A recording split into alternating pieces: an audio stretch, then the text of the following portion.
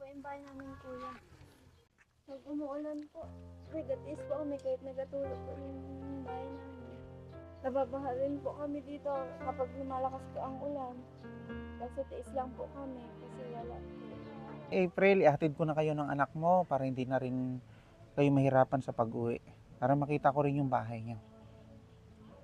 Ito po yung bahay namin, kuya. Tuloy po kayo. Sige, patingin ako ha, para naman malaman ko yung bahay mo. Pag loobin ng Diyos na makapunta kami uli dito. Ayan, ito yung bahay ni April. So ito yung munting bahay ni April. Paano ito pag umuulan kayo dito, Beth? Pag umuulan po, bigatis po kami kahit nagatulog po yung bahay namin. Nababaha rin po kami dito kapag lumalakas po ang ulan. Kasi tiis lang po kami kasi wala po. Medyo hirap ng buhay talaga. Itong bahay po talaga namin tumutulo. Kasi wala po kaming sapat na pambili ng yero kasi wala naman pong sapat na trabaho kami para maipaayos po yung aming bahay.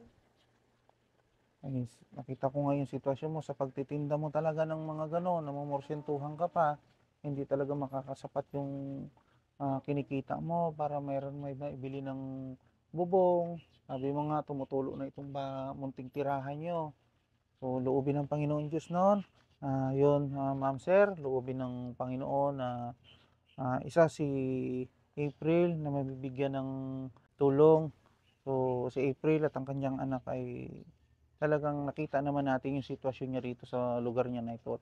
Kailangan niya talaga ng tulong. Lalo't lalo na, yun nga, hindi siya pinanagutan ng kanyang naging boyfriend.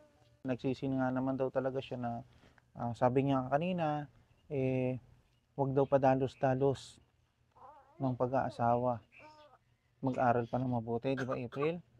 Anong year mo na dapat? Grade 8 po. Grade 8 ka pa lang. Opo. Yun, sa grade 8 ni April, so yun nga yung nangyari, ito yung naging bunga ng kanyang maagang pagbo-boyfriend, tama? Kasi niloob sa akin ng Panginoon na dumating si Athena para maayos yung buhay ko. Kahit mahirap po.